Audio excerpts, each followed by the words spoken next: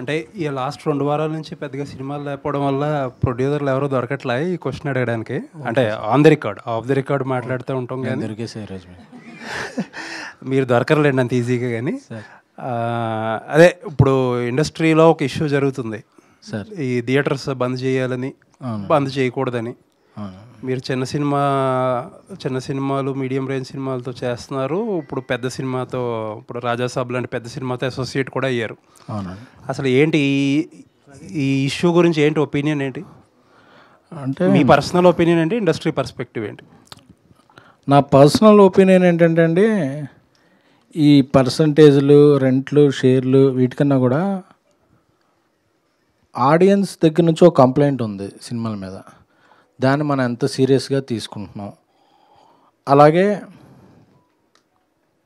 Making side అది percentage of audience తగ్గిపోతున్నారు. First మనం ఎంత పర్సంటేజ్ పంచుకుంటాం, తర్వాత థియేటర్కి వచ్చే పర్సంటేజ్ తగ్గిపోతున్నప్పుడు ఎక్కువ పర్సంటేజ్లో వాళ్ళని ఎలా తీసుకురావాలనే దాని మీద పెద్దలు ఫస్ట్ కాన్సన్ట్రేట్ చేస్తూ బాగుంటుందని. ఎందుకంటే వచ్చేది ఎక్కువ మంది ఉంటే అన్ని సమస్యలు తీరిపోతాయి. ఇప్పుడు వచ్చేవాళ్ళు తగ్గిపోయారు కాబట్టే రెవెన్యూ తగ్గిపోయింది, ఇప్పుడు మేము ఎలాగా అన్నాం. వచ్చేవాళ్ళు ఎక్కువ ఎలా తెప్పించాలి అనే దానికి ఆడియన్స్ సైడ్ నుంచి కొన్ని ఇవి ఉన్నాయి, ఇండస్ట్రీ సైడ్ నుంచి కొన్ని ఉన్నాయి.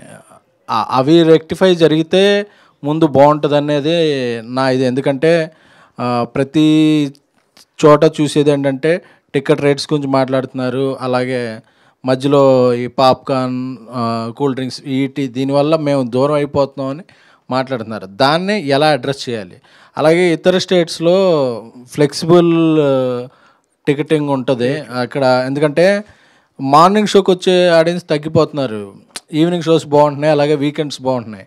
బట్ అన్ని రోజులు ఒకే రేట్స్ ఉండటం వల్ల కొంత దూరం అవుతుంది. సో ఫ్లెక్సిబుల్ ఇది పెట్టి ఎక్కువ మంది రప్పించగలమా, లేదా నార్మల్ రోజుల్లో కొంచెం తక్కువ రేటు ఉంటే స్టూడెంట్స్ని వాళ్ళని రప్పించగలమా, వీకెండ్లో కొంచెం పెంచుకొని అలాగా ఎక్కువ డిమాండ్ రోజు ఇలాంటి వాటి మీద కాన్సన్ట్రేషన్ చేస్తే బాగుంటుందని. ప్లస్ ఒక ఆడియన్స్కి థియేటర్కి వచ్చే కల్చర్ చచ్చిపోతుంది. ఎందుకంటే ఒక 2 వారాలకి 3 వారాలకి ఓటీటీలో వచ్చేస్తున్నప్పుడు థియేటర్కి కూడా ఓహో మనం అంత ఖర్చు పెట్టి వెళ్ళటం ఎందుకులే అనేది అవుతుంది. సో ఇప్పుడు హిందీలోనూ తమిళంలోనూ కూడా అనుకున్నట్టు 8 వారాల పాటు సినిమా ఓటీటీలోకి రాకపోతే థియేటర్కి వచ్చి, అంటే దానివల్ల కొంతమంది పెద్ద సినిమా తీసే ప్రొడ్యూసర్లకి పెద్ద ఓటీటీ రేట్లు రాకపోవచ్చు, సో వాళ్ళ ముందుకు రాకపోవచ్చు, అది కూడా జెన్యూన్.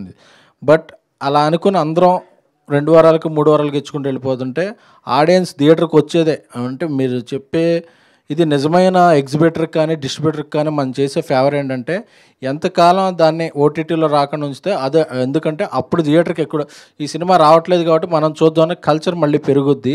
లేదంటే ఆ పర్సంటేజ్ ఇంకా తగ్గిపోతుంటే ఇండస్ట్రీ ఇంకా గడ్డుగాలం ఉంటుంది.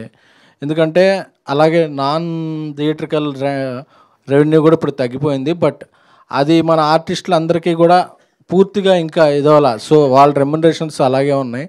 సో వీటి మీద చర్చ జరిగితే వాటిని ఏదన్నా సొల్యూషన్స్ తీసుకుంటే ఇండస్ట్రీ పెద్దలు ఆటోమేటిక్గా వీటిగా ఇది దొరుకుతాయి అనేది పరిష్కారం దొరుకుద్ది అనేది నా వ్యక్తిగతమైన ఫీల్. అంటే మీరు ఇంత ఎలాబరేట్గా చెప్పారు కాబట్టి క్లుప్తంగా ఒక మాటలో చెప్పాలంటే చాలా అవసరమైన విషయాలని మనం వదిలేసి అవసరం లేని విషయాలను ఎక్కువ మాట్లాడుతున్నామని అంటున్నారా? అవునండి.